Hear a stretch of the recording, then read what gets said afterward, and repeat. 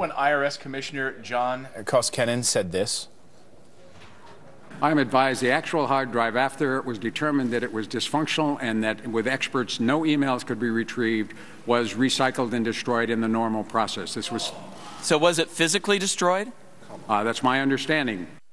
Well, a brand new bombshell revealing investigators uncovered those 32,000 lost emails, possibly linked to allegations the agency targeted conservative groups applying for tax-exempt status. Well, J. Christian Adams is a former DOJ official, and he's here with his reaction. Well, just your initial reaction, sir, to suddenly we've magically found these backup tapes with thousands of emails on them.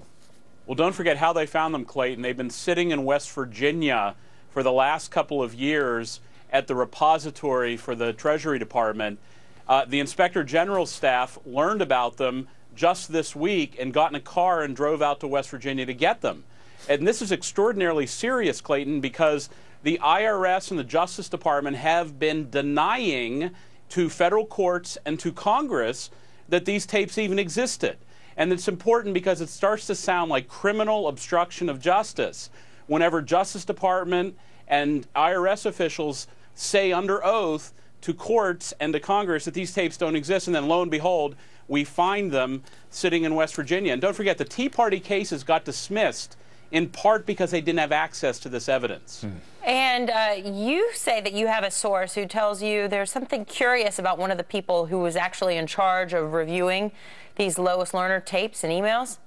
I do. I have a story up at PJ Media now that shows that the first person, one of the people who was tasked with searching the Lois Lerner hard drives for data and emails was actually, get this, legally blind. There's an affidavit submitted by the Justice Department that says that the individual was blind who reviewed the hard drives, and sources close to the litigation confirmed to me, they confirmed with the Justice Department that this person who was investigating the hard drive was in fact legally blind. That's unbelievable. Now we're starting to peel back the onion on this to actually read some of these emails finally. Here's one little excerpt we'll put up on the screen from a Lois Lerner email. She writes this: "No one will ever believe that both your hard drive and mine crashed within a week of each other. Life is strange," she writes.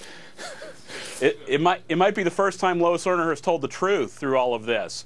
And the reason, Clayton, why this is important is we have heard this story before. I've seen this movie where it's a presidential election year. The president is up for re-election. His cronies in the administration and outside groups target political opponents. Right. They get caught. Suddenly we learn there's tapes. And lo and behold, the administration hides the ball on the tapes. I wonder if this time there's going to be a 17-minute gap when they start reviewing these tapes. And you mentioned that culture of delaying the rollout of this evidence, essentially. This has become what many have called a Fox story. We've been criticized for covering this, the mainstream media not covering this, turning a blind eye in many respects. Do you think anybody's going to face consequences in the end?